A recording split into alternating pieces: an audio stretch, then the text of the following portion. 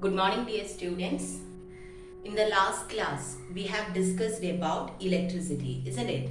So, we have already considered static electricity and current electricity. What is current electricity? Current electricity deals with study of moving charges, and static electricity deals with charges at rest, isn't it? So, the branch electricity can be classified into two: static electricity and current electricity. So in this chapter, in the first part, we'll be discussing about current electricity, and after that we will be moving to static electricity. Okay. Now again, we have already discussed about the way, how, or the path how through which electric current reaches our home.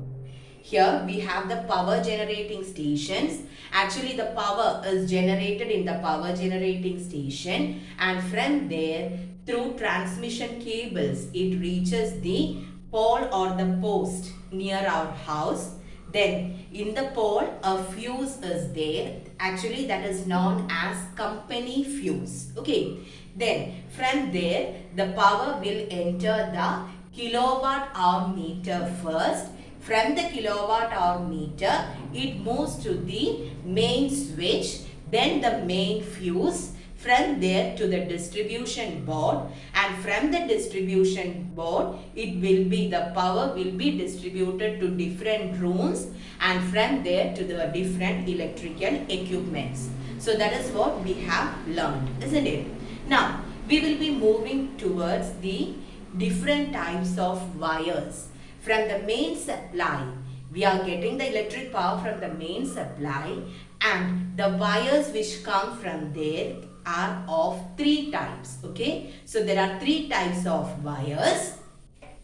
First one is live or phase wire. Then we have the neutral, and then we have the earth. Okay, so live, neutral and earth. These are the three wires which comes. Okay, and I'll tell you how you can identify. Actually, in this we have three different types of wires. So we have to identify which one is live, which is neutral and which is earth. So how can we understand that, or how can we differentiate between these three? For that, colored insulation is given on it. Okay, so we will be having different colors for these three wires. Wires anyway, it will be made up of copper, isn't it? Or any metallic wires it is. But to give color, to identify that, we will be having an insulation. Okay, and insulation will be given, and the color will be different for these three wires. When we are considering live wire, it will be actually brown or red in color. Okay, if the wire is brown or red, that will be the live wire.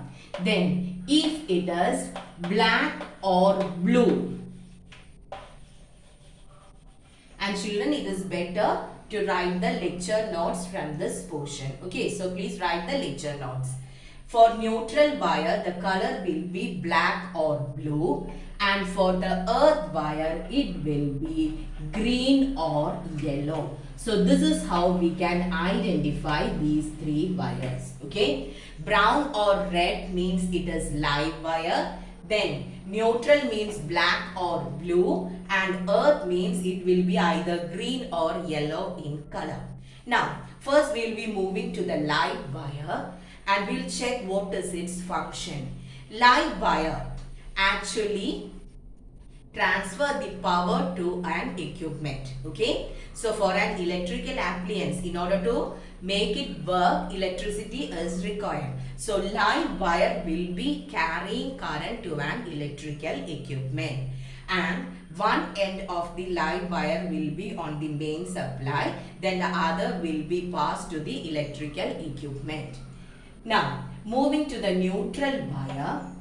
Neutral wire means it gives the return path. Okay, so from the switchboard, a connection is there to a bulb. Okay, is it enough? Will the bulb glow if you just give a connection from the switchboard to the bulb? Or a simple thing. I think you have played with LED as well as the small cell or battery. So in a battery, first we will be connecting a battery to an LED, isn't it? If you are just giving a connection from the positive terminal of the battery to the LED bulb, will it glow? No. You have to give the return path also, isn't it? From the LED, you should give a connection to the negative terminal of the battery. Then only that particular circuit will be completed and current will flow through it, isn't it? So did you understand? Just from the positive terminal of the battery, if you give a connection to the LED, it won't work. You should give a connection from LED to the negative terminal of the battery. Then that is the return path is required. Then only the current flow will be there. Same thing in the case of about AC current. Here we are having the alternating current from the electricity board. So here also the same thing, live wire will be carrying power to the equipment, then the return path will be through the neutral wire. Okay, so the return connection will be through the neutral wire. Usually live wire is connected to the positive terminal of the main supply and neutral wire to the negative supply. Sorry, a negative terminal. Then the circuit will be complete and the current flow will be there. Now, coming to earth wire, it is not connected to the main supply. One end of this earth wire will be buried under the earth's crust and the other end will be connected to the outer metallic covering of an electrical appliance. So, I will tell you what is the use of earth wire.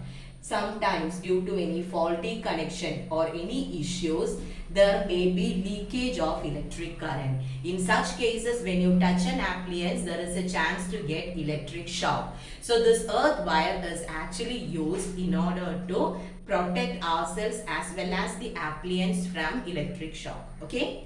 So in the case of earth wire, if any default is there or if any fault is there in the connection, then what happens?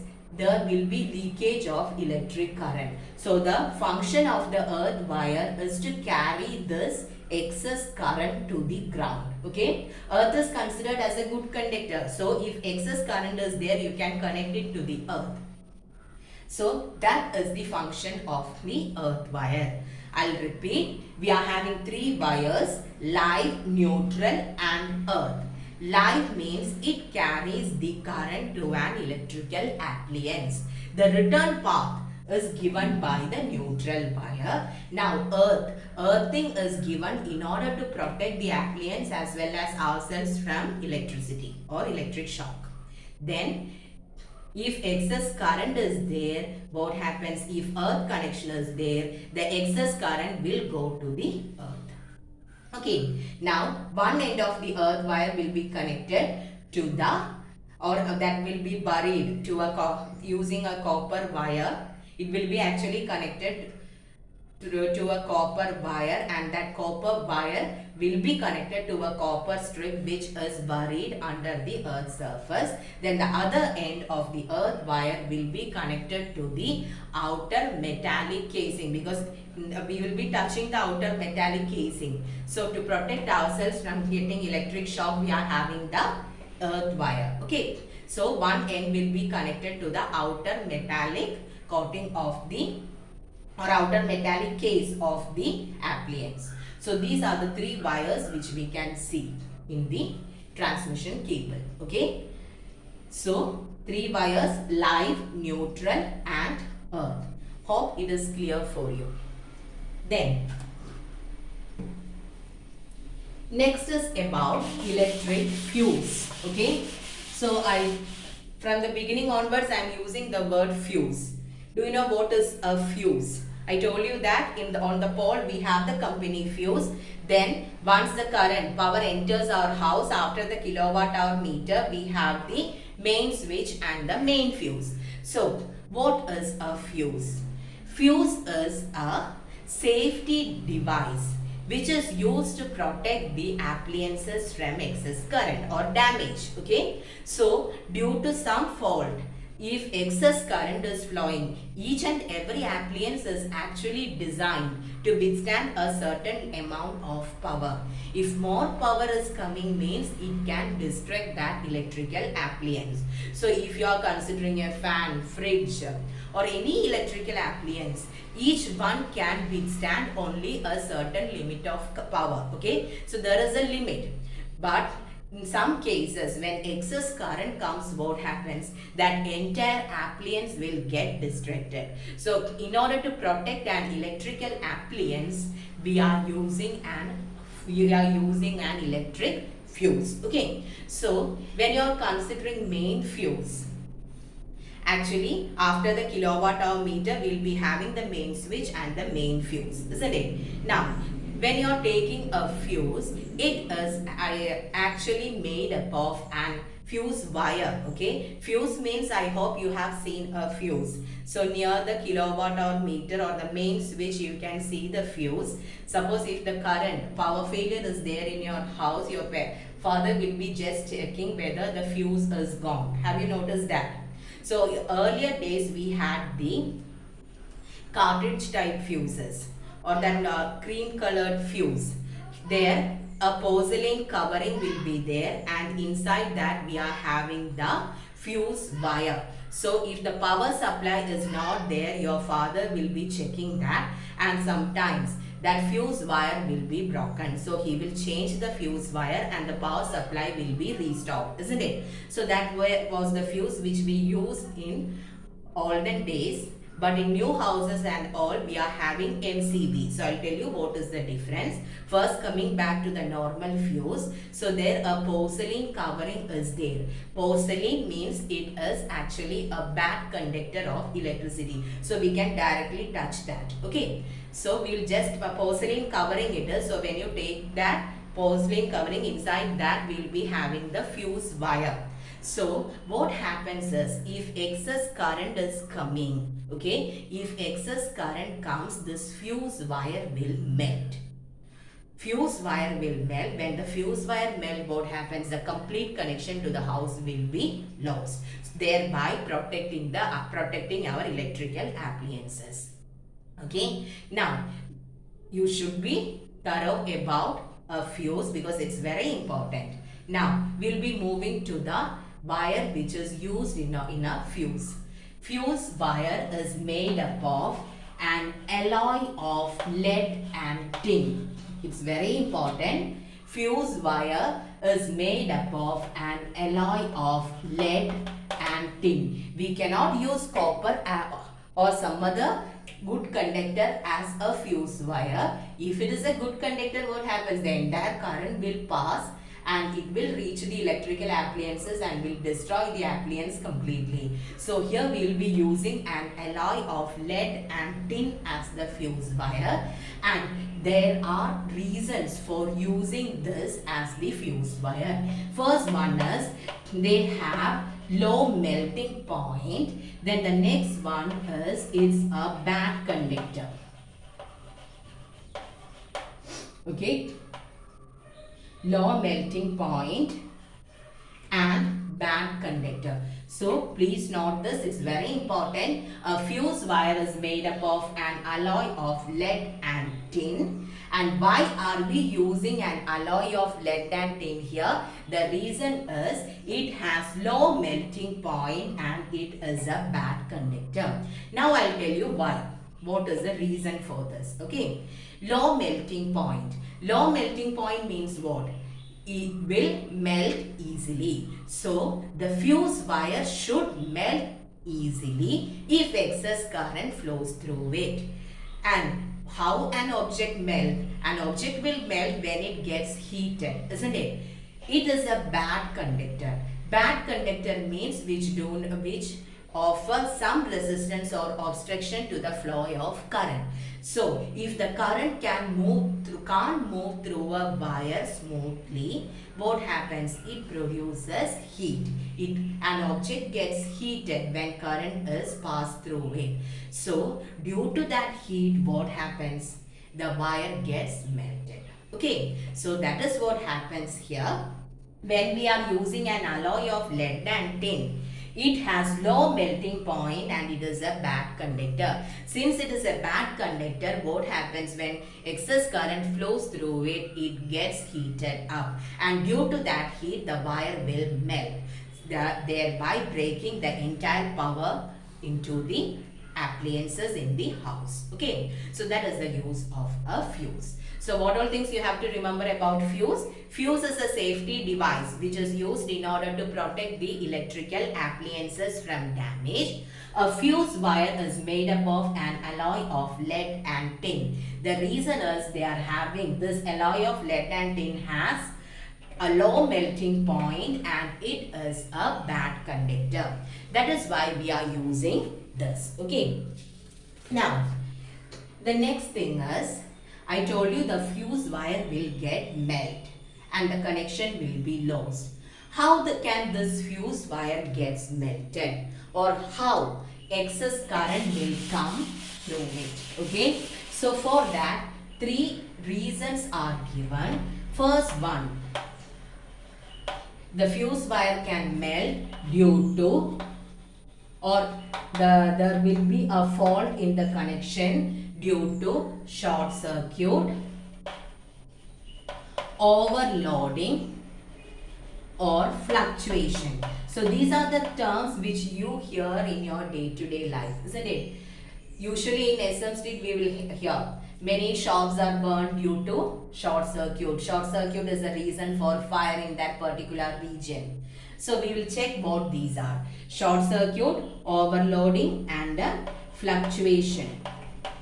Okay, now short circuit means if a live wire comes in contact with a neutral wire, that is known as short circuit. Live wire will be carrying current to an electrical appliance, neutral wire will be giving the return path. So so both are carrying current, isn't it? If a live wire comes in direct contact with a neutral wire, then that is known as short circuit, and due to short circuit what happens? Fire will be produced. Then next is overloading. Overloading means from a single socket, if many appliances which consume more power is connected, then it will result in overloading. Overloading means more load is taken. Okay. So if many appliances are connected from the same socket, that will be overloading. Fluctuation means there will be variation in the power, either in the case of current or voltage. That is known as fluctuation. Okay. So once again, short circuit, overloading, and fluctuation. Okay. So here the melting or breakdown in a circuit, the melting of fuse or breakdown in a circuit may be due to short circuit, overloading, or fluctuation. Short circuit means live wire comes in contact with neutral wire. Overloading means many connections are taken from a single socket. Fluctuation means there will be variation in the current or voltage. Okay. So is it clear? These are the terms which you should remember. Now I told you, now earlier we were using the normal fuse. Nowadays instead of that we are using MCB. Have you heard about MCB? MCB means it is miniature circuit breaker. It does the same work as a fuse, but it is better to use an MCB. In the case of a normal fuse, once the power supply is gone, we have to check that. Then if the wire is broken, you have to remove that wire and you have to tie a new wire. But in the case of an MCB, it is just a switch. So if any fault is there in the connection, what happens? It is a switch. So it will trip down. Okay. That switch will move to the off position. That is, the entire power will be lost. Then after solving the issue, you can just raise that switch or make it on. Then the power supply will be restored. Okay. So MCB or miniature circuit breaker is similar to a fuse. It does the same work as a fuse. What is the function of a fuse or MCB? To cut the power supply if any fault is there in the connection, thereby protecting the electrical appliances. That is a function of an electric fuse or an MCB. But in the case of fuse, once it is broken or melted, you have to remove that wire and you have to fix a new wire. But in the case of MCB, it is very easy. You can just raise. Okay, it will trip down. So in most of the houses nowadays, we are having MCB. Only in all houses we have the normal fuse or the cartridge type fuse. Now we are using MCB. So it's very easy. When it is tripped down, if excess current is coming or if any voltage fluctuation is there, it will trip down. You can just raise it up. Okay, so that will be easy. Now, next is about the measurement of electric consumption. So, based on the amount of electricity we consume, we are paying the electricity bill, isn't it? Now, we will check on what basis are we paying the electricity bill. On what basis are we paying the electricity bill? Do you know? Usually the person from KSEB will come, he will check the kilowatt hour meter and he will give the bill and we will pay that, isn't it? Now, do you know how it is? On what basis it is calculated? Or what is he checking in the kilowatt hour meter? In the kilowatt hour meter, the power actually enters the kilowatt hour meter first, isn't it? And from there only the power is distributed to different rooms or different appliances. So how much power enters our house will be there in the kilowatt hour meter.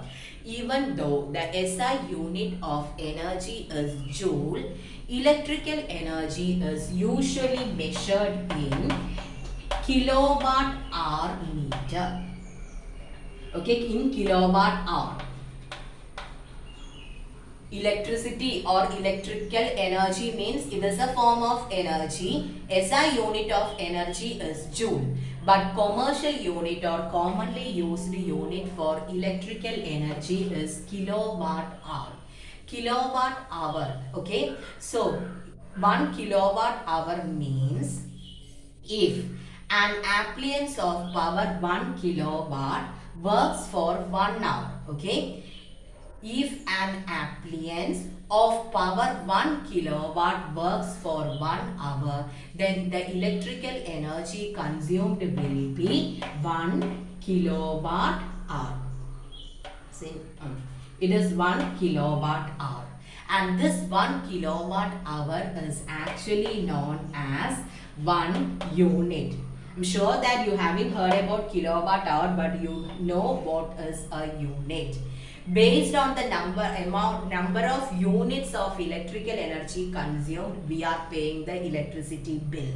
Okay, so how many units from the kilowatt hour meter you will get how many units of electrical energy is consumed.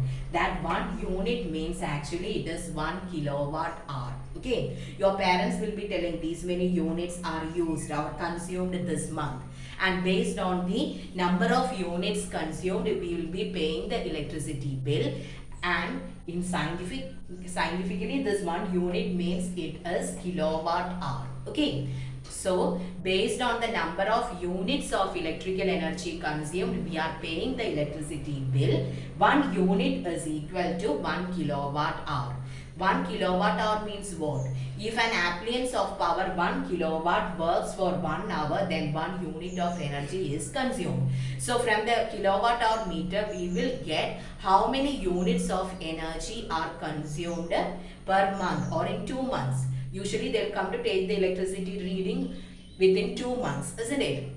So how many units are consumed? Units of electricity is consumed in these 2 months. They will be having a value. Now for these many units, we are actually in Kerala, we are having a slab system. So if you have consumed nearly 200 or 500 units of electricity, this much will be your electricity bill. Per unit, the charge is per unit. Okay, so for 1 unit of electricity, this much will be the cost. So if you have consumed 750 units means that into cost per unit.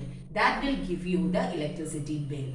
Okay, so how many units of electrical energy is consumed will be obtained from the kilowatt hour meter. Then multiply it with the cost per unit. And directly when we do it the numericals, directly we will multiply with the cost per unit, but in actual case it is not like that. We have the, I told you, we have the slab system. So for a particular, till a particular unit, the amount for one unit will be this much. If it is above that, the amount per unit will be more. So based on that, we will be paying the electricity bill. Okay. So this is very important. I told you, rather than by hearting this, these are the things which you should keep in mind, because these are the things which happen around us. Okay. Now, the last part is about the safety precaution as well as conservation of electricity. So what are the safety precautions we should use? Actually, using electricity means it is risky factor, isn't it? So we should be much careful when we are using electricity. So what are the safety precautions to be used? The main thing is never touch an electric switch with wet hands, isn't it? If you are touching, there is a chance to get electric shock. Then the next one, if any fault is there in the appliance, or if the wire is torn out, then please don't use it. Okay. Then the next one is about the 3-pin plug and 2-pin plug. I didn't say about that. For certain equipments you can see 3-pin plug, and for certain appliances there will be only 2 pins, isn't it? Which one is safer? 3-pin plug is safer. 3 pins in a plug means the bigger one or that center one is for the earth connection and the other for live and neutral. And what is the use of earth connection? To protect ourselves and the equipments from electricity or electric shock, isn't it? So if you are using a 2-pin plug, there is no earth connection there, so there is a chance to get electric shock. But in the case of a charger or appliances which consume very less power, it is okay. But when you are using what in the case of television, fridge, washing machine and all, they are consuming more power. So in those cases, you have to use a 3-pin plug. Okay. If you are buying the local equipments and all, they may be having only 2 pins. There no earth connection is there. That means there is a chance of getting electric shock. So it is better to use 3-pin plugs. But for smaller appliances which consume less power, no need for 3-pin plug. Okay. Then again, what can you check here? Never play or try to conduct experiments with electricity, because once you get the shock, that will be the end. So be careful while using electricity. Now the next one is about conservation of electricity.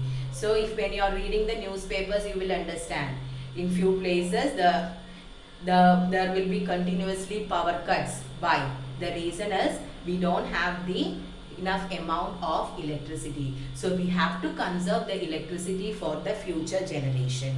So what all things we can do in order to conserve that. So all the simple things what you can do.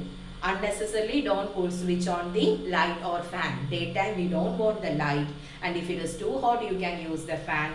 And or if 5 people are there, 5 are sitting in different rooms and switching on the light and fan means it will consume more power. So can sit together and use a single fan or light. So these are the things what we can do by ourselves. Okay, how to in order to conserve the electricity. Then again, once you have used the television, after seeing the television you will keep it on and you will move, isn't it? So don't do that. You have to conserve electricity for the future. So once the use is over, it is better to switch off all the electrical appliances. Okay, so with this we have completed current electricity. No need to go deep into it, but you should know all these terms and their functions. Okay, and I need just lecture notes from this topic. Clear? So thank you children.